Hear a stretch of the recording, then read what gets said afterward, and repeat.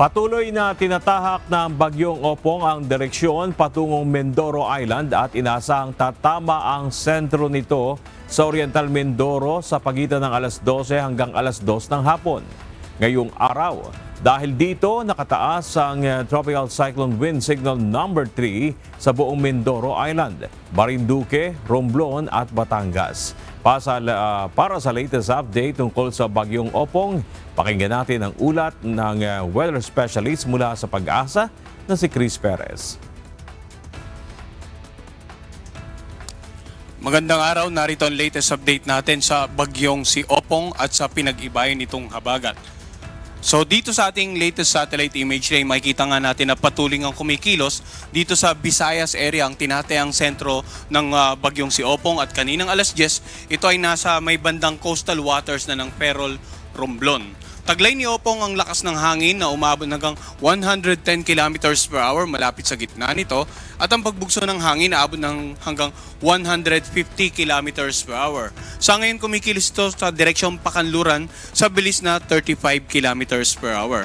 At mapapansin din natin yung malawak na kaulapan nito umaabot hanggang sa ilang bahagi ng Northern Luzon, nakararaming bahagi nga ng Southern Luzon, buong Visayas at ilang bahagi po ng Mindanao. Kaya't meron pa rin po tayong nakataas ng mga tropical cyclone wind signal sa nakararaming bahagi ng ating bansa.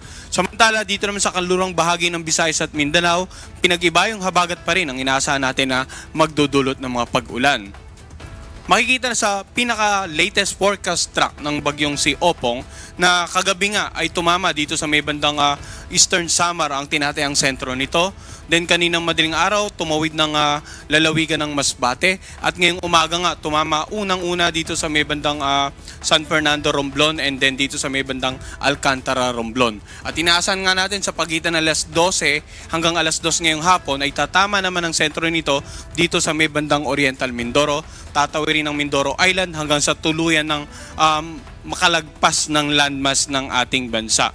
So pansinin po natin yung area probability anywhere dito sa Oriental Mindoro ay posibleng maglandfall itong bagyong si Opong, kaya dapat maging handa yung mga kababayan natin sa paglapit ng bagyong si Opong. At mapapansin nga natin bukas ng umaga alas 8 ay halos nasa northwestern boundary na ito ng ating area of responsibility, then posibleng lumabas ng ating PAR bago po makapananghali. So pansinin natin, halos naging consistent, nakapaloob pa rin sa area of probability naging pagkilos ng bagyo during the last 24 hours or so. At yun ay inaasahan natin, yung i-consider pa rin nating paghahanda sa mga kababayan natin dito nga sa may bandang Oriental Mindoro and the Occidental Mindoro area. Sa ngayon nakataas pa rin ng wind signal number 3 dito po sa mga lalawigan na naka-highlight ng orange. Mapapansin natin na nag-shift mula kahapon sa mga lalawigan sa silangang bahagi, napunta na po sa kanlurang bahagi dahil nga sa patuloy na pagkilos ng bagyong si Opong in the general direction towards the Mindoro provinces.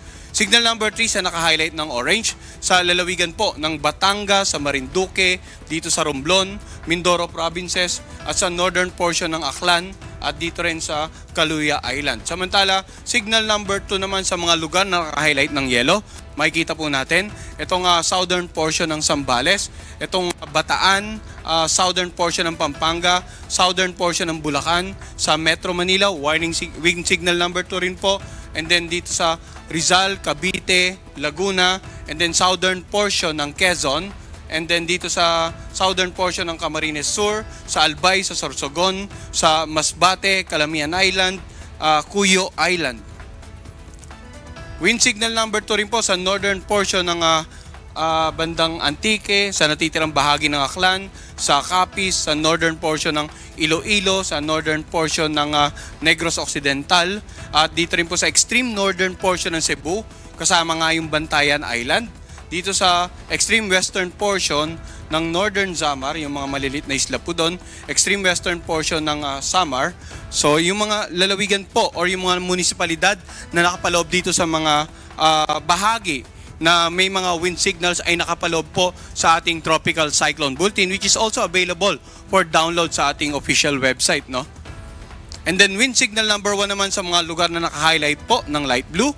Dito nga sa Pangasinan, natitirang bahagi ng Zambales, sa Tarlac, Nueva Ecija, sa natitirang bahagi ng Pampanga at ng Bulacan, sa lalawigan ng dito sa natitirang bahagi ng Quezon kasama ang Polillo Island, and then dito po sa Camarines Norte, natitirang bahagi ng Camarines Sur, sa Catanduanes, northern part ng Palawan.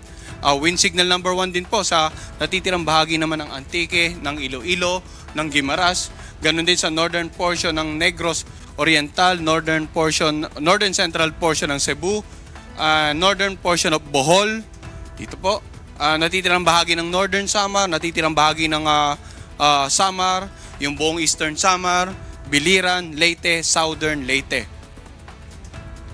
And then kung babalikan po natin, no, yung mga nabanggit nating lugar na may wind signals number 3 and 2 makakaranas po ng masungit na panahon. Pag sinabi nating masungit na panahon, malalakas na hangin na pwedeng makapagpatumba ng iba't ibang uri ng pananim, pwedeng makasira ng mga bahay na gawa sa mga light materials, lumang kahoy or iba pang mga istruktura na medyo weak ang pundasyon, pwede rin makapagpatumba ng ilang poste ng kuryente at billboards. As much as possible, ilang araw na tayo nagbibigay ng babala, manatili po sa loob ng kanilang bahay or designated evacuation centers habang inaasahan nga natin yung kasalukuyang paglapit at habang tumatawid na ang sentro ng bagyong si Opong sa kanilang lugar. Ang mga pag-ulan naman mamaya hihimayin po natin sa ating rainfall forecast. So wag po silang malilito. Itong mga pinakita nating lugar na may wind signals, may color-coded, ang tropical cyclone wind signals ay babala po para sa malalakas na hangin na posibleng maranasan sa inyong lugar at kung ano ang magiging epekto nito. Samantala sa mga lugar na may wind signal number 1, asahan po ang katamtaman hanggang sa malakas na hangin, katamtaman hanggang sa maalong karagatan. So ngayon naman po, yung nilalaman ng weather advisory, ang babala patungkol sa pag-ulan na dala ng iba't ibang weather system na binabantayan natin, bagyong si Opong at ng Habagat. So dito, makikita po natin, no, na yung from the eastern side kahapon, yung concentration ng maraming paulan, yung more than 200 millimeters, ay napunta na po dito sa western section ng Southern Luzon area dahil nga po sa inaasahan natin patuloy na pagkilos ng halos pakanlurang direksyon nitong bagyong si Opong.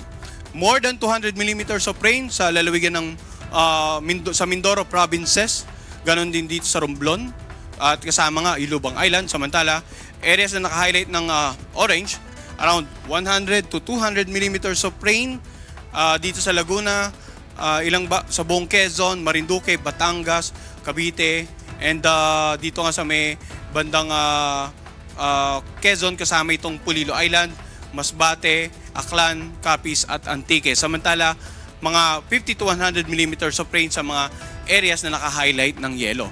Yung mga pag-ulan naman na dala ng bagyong si Opong at ang pinag-ibayong Habagat ay pwede pong magdulot ng mga pagbaha, lalong-lalo sa mga mababang lugar, low-lying areas, mga pagbaha malapit sa tabing ilog sapagkat either dahil sa continuous sa pag-ulan, tumaas ang level ng inyong ilog, umapaw at magdulot nga ng pagbaha sa mga komunidad sa gilid nito, or yung mga pag-ulan naman sa ilang karatig lalawigan, yung mga tubig sa kanilang ilog ay umapaw at yung pag-agos ay patungo sa mga ilog naman sa inyong lugar. Dapat maging aware po tayo dito. Dapat aware din po ang ating mga local government officials at saka local disaster risk reduction managers sa mga lugar na potentially madaling bahain kapag may ganitong karaming ulan. Samantala, yung pag-ulan ay inaasahan din posibleng magdulot ng mga pagguho ng lupa sa mga lugar na malapit po sa paanan ng bundok. Lalong-lalo na kung naobserbahan nyo na po na ilang araw nang umuulan sa mga lugar na yon, maaaring malambot na yung mga bahaging kalupaan at kung anumang additional na pag-ulan ngayong araw ay pwedeng magdulot nga ng biglaang pagguho ng lupa. Tingnan naman natin kung ano epekto sa pag-alon ng mga karagatan sa mga lugar na may wind signals or sa nakararaming bahagi ng Southern Luzon at ng Visayas, may nakataas po tayong gale warning. Ang mga karagatan dito, ang mga pag-alon posibleng umabot na hanggang 6 meters ang taas, hanggat maaari iwasan na pong pumalaot ang anumang uri ng sakyang pandagat dyan habang nananalasa pa ang bagyong si Opong. In terms of daluyong or storm surges sa mga coastal areas, yung mga matataas na alon na maaaring humampas sa mga dalampasigan, posibleng umabot ng mula 2.1 hanggang 3 meters ang mga pag-alon sa mga coastal areas na naka-highlight po ng yelo. Nakararaming bahagi ng Bicol Region, Masbate, Romblon, Marinduque, Mindoro provinces, northern part ng Palawan, ilang bahagi ng Quezon, ng Batangas. Samantala, ang taas naman na mula 1 to 2 meters sa Catanduanes, sa ilang lalawigan sa Central Luzon at ilang bahagi po ng Western Visayas area at maging yung northern part ng Negros region. So dapat maging alerto din